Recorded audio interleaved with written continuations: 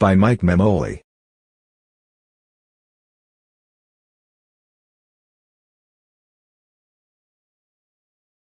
Washington, Joe Biden wants to be president.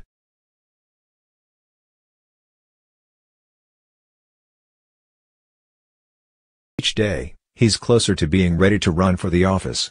But even as he weighs a campaign to unseat President Donald Trump, Biden is carefully considering a key question: what happens when the president or his top allies try to make his family an issue?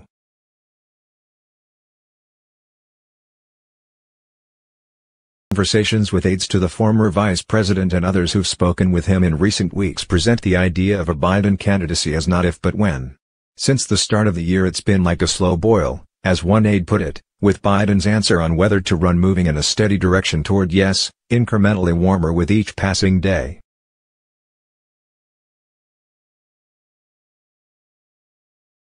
Elected Democrats and key party figures who've spoken with Biden, in person or by phone, say he has been giving percentages of the likelihood of him running, from 70 to 80 and even more recently 90%. He speaks regularly with former President Barack Obama, who is acting as a sounding board to his former running mate. And he's even called several of his would-be opponents in the 2020 Democratic primary, congratulating them on their announcements and wishing them well even as he may soon face off against them.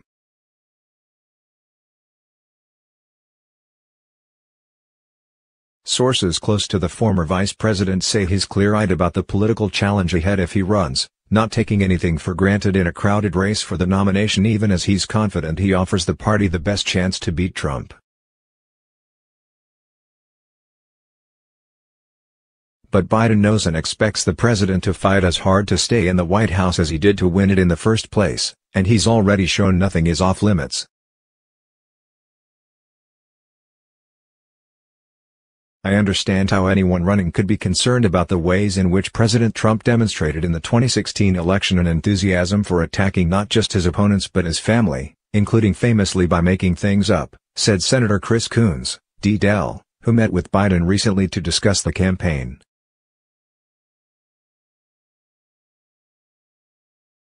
I offered my general advice that he should do what he does best, which is focus on the positive and let others take up the mantle of defending his family, his record and his honor to the extent that's at all necessary, Coons told NBC News.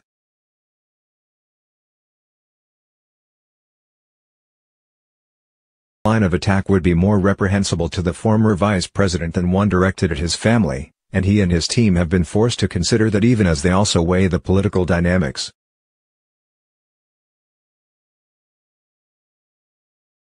Biden is the senior statesman and a largely popular figure in a Democratic Party eager to unite quickly behind someone who can win back the White House.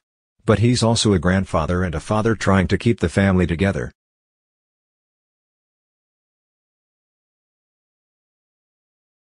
Biden told his closest aides this week he has a few final traps to run before a final decision, including gut-check conversations with his children and grandchildren.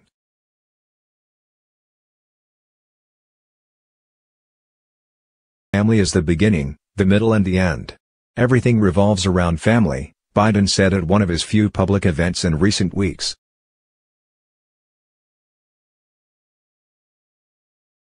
The initial shock over the passing of his eldest son, Beau, 4 years ago has passed. But the grieving process never ends, it just takes new forms, as Biden knows better than most. And weeks after the family marked what would have been Beau's 50th birthday, how his absence continues to weigh on the family is something Biden remains mindful of as the family patriarch.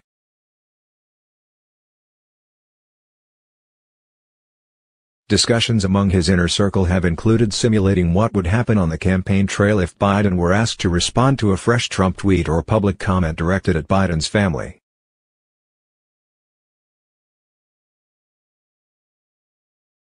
Trials Biden and his family have endured will undoubtedly be part of the discussion around his candidacy regardless of what the president does. His wife, Jill, has written a book due out in May that its publisher promises will be a brave and vulnerable glimpse into the creation of a beloved American family.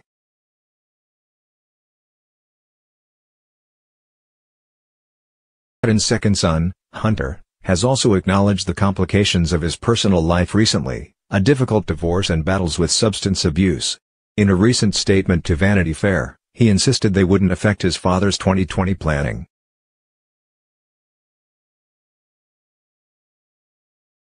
Priority has always been clear for my dad, as it is, now, for me, never run from a struggle, he said.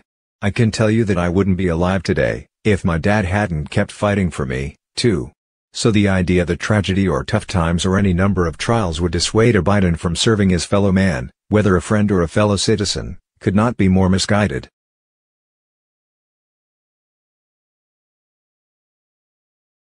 Biden, indeed, emerged from the holidays more convinced the family is ready for a campaign. They have taken great comfort in returning to their annual rituals, he said at a recent event discussing his 2017 book, Promise Me, Dad.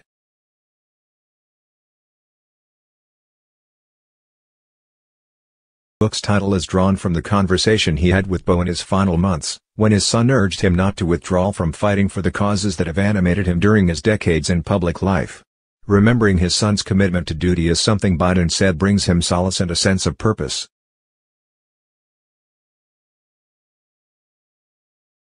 Get up every morning hoping that Beau's proud of me, Biden said at the event, adding later, I want Beau's son and daughter to know I was true to their dad's wishes.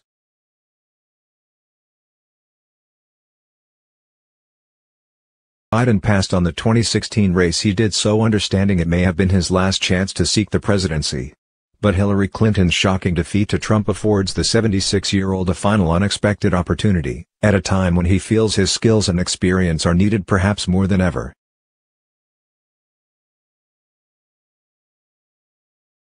Still, he's also facing the ticking clock of a primary race already underway, a dwindling supply of talent needed to staff a winning campaign, and the already bubbling impatience of rival campaigns and would-be candidates looking for a definitive answer from the former vice president so they can make their own.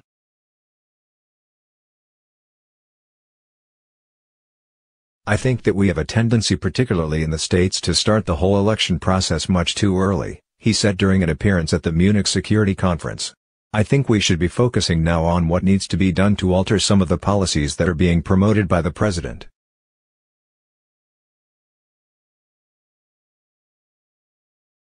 Biden's team has long been working to lay the groundwork for a campaign for months, with mid-March as something of a moving target. Once given a green light, it would likely take another week or two before any public launch, realistically putting the start into the second fundraising quarter after April 1st.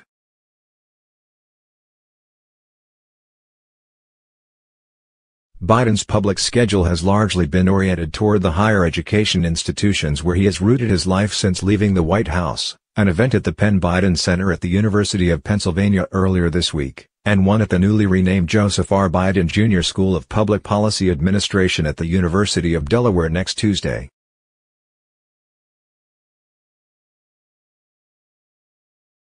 Also appear at the University of Nebraska at Omaha next week, just across the river from Iowa.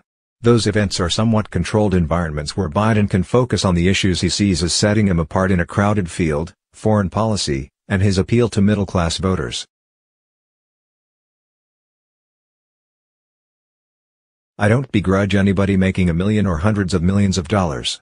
I really don't, Biden said at Tuesday's event in Philadelphia. But I do think there's some shared responsibility, and it's not being shared fairly for hard-working, middle-class and working-class people.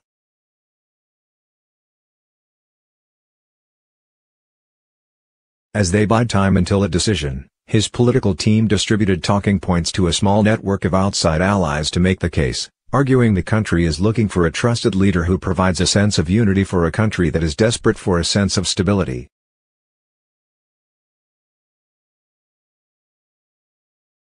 Several of those points invoke a unique bond Biden has with the public, in part because of his own